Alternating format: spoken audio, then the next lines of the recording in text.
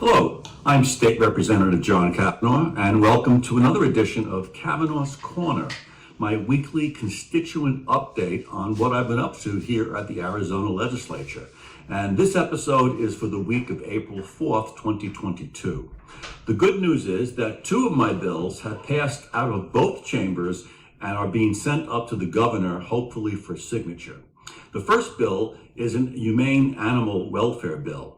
It makes it illegal to bring children to animal fights, like dog fights and cockfights. Right now in Arizona, it's a felony to organize one of these horrible exhibitions, and it's also a misdemeanor to attend it as a spectator. But there was a loophole or an omission in the law which did not make it illegal to bring children to these events. So now those who bring children to these animal fights will be guilty of a misdemeanor. And this is important because bringing children to a vicious animal fight where animals are basically fighting and clawing each other and biting each other to death is a horrendous thing to expose a child to, and it can create a lot of psychological harm.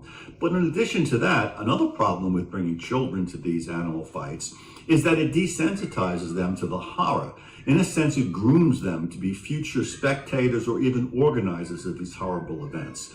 So I have no doubt that the governor will sign this law, and hopefully it'll keep children away from these bad venues.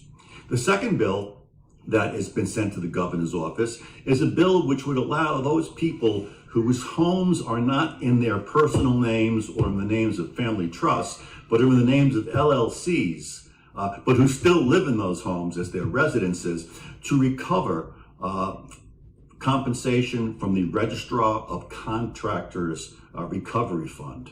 This fund is funded by payments made by registered contractors to create this fund so that if a consumer is harmed by a registered contractor by either poor workmanship or not finishing a job, there's a way for them to recover the payments that they made to the offending contractor.